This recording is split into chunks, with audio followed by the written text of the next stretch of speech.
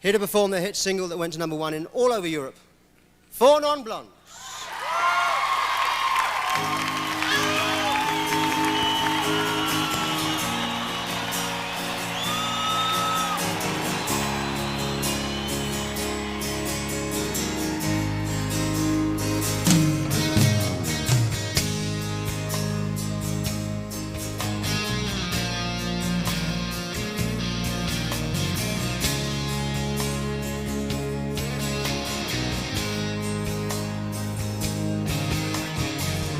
For 5 years and my life is still trying to get up that great big hill of hope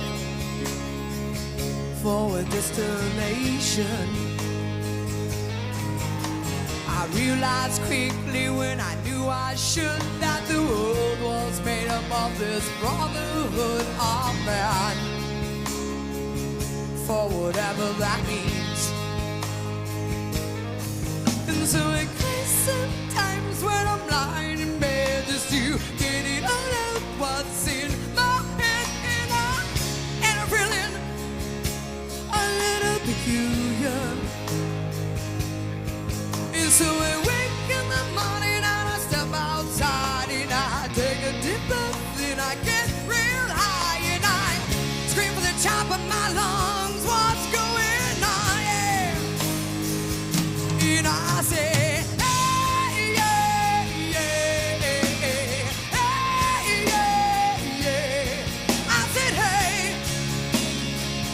what's going on?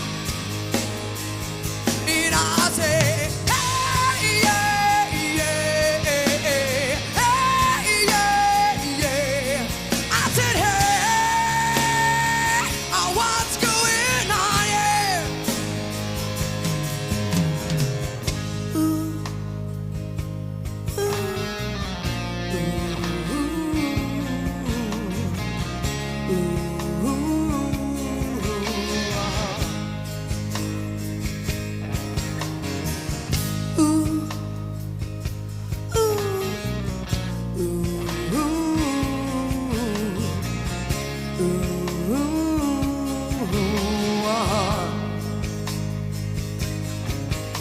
Try. Oh my God, do I try? I try all the time in this institution, and I pray. Oh my God, do I pray? I pray for single day for a revolution.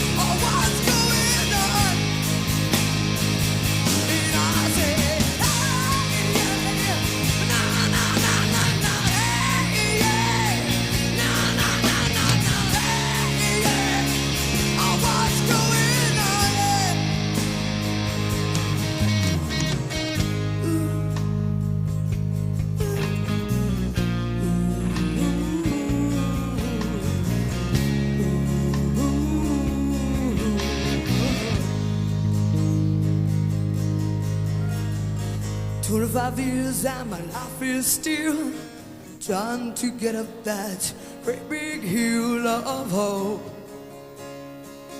for a destination.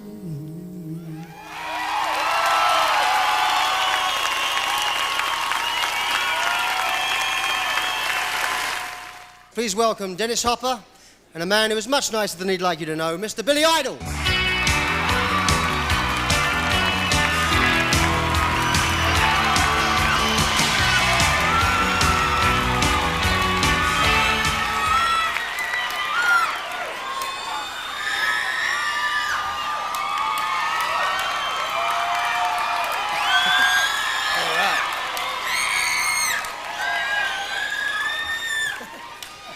Thank God there's still screaming girls.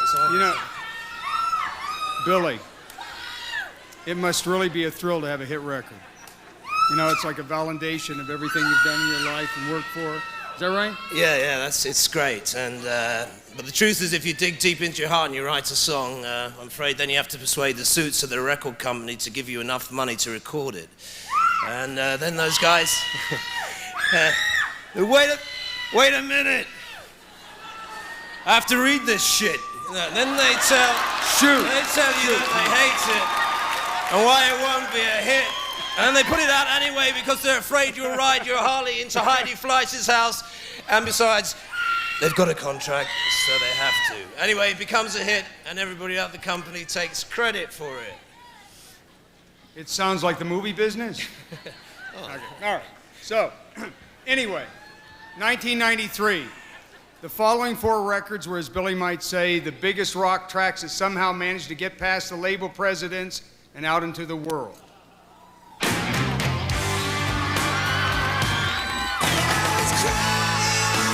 Aerosmith, Crying.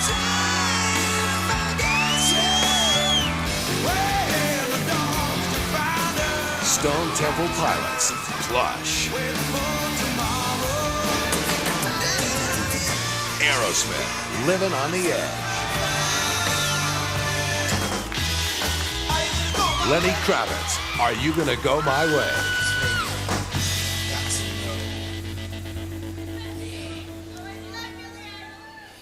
Yeah, and Billboard's #1 rock track of 1993 is Plush by the Stone Temple Pilots!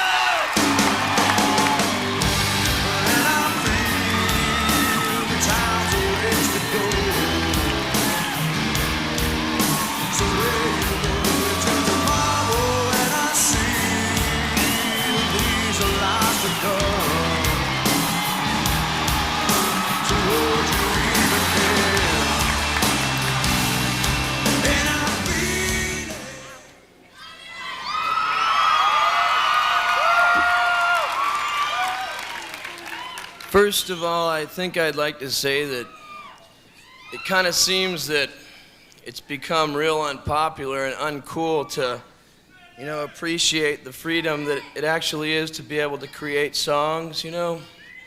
Ultimately, music is what matters, music's what counts. You know, let attitudes aside and everything. Music to me is the most important thing in my life. And with that, coolness aside, I'd like to say thank you.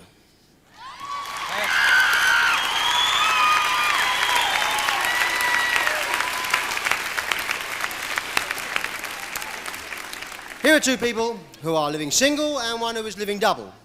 Queen Latifah, Kim Fields, and RuPaul.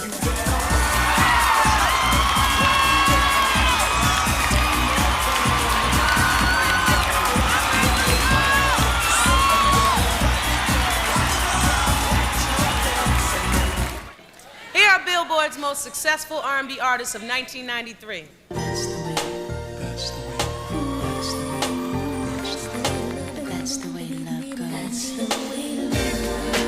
Janet Jackson.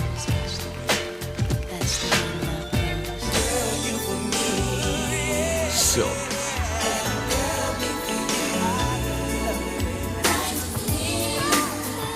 SWV. It's like this and like that and like this. Dr. Dre. It's like this and like that and like this and Drake Creek and I'm like. Billboard's #1 R&B artist of 1993 is Also, the #1 R&B albums artist and the #1 debut artist. The winner is Dr. Dr. Dre.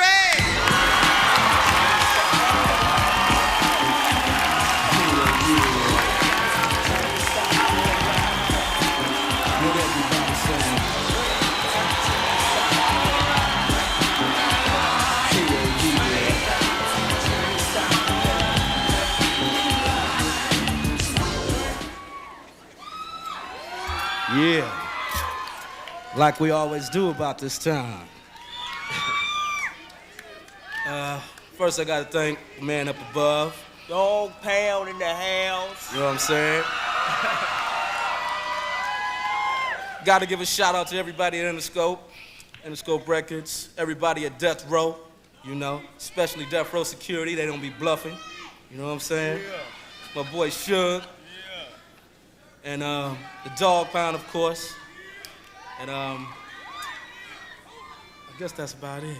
Oh, yeah, let me give a shout out to my boys Illegal and my homegirls SWV. Peace. Thanks.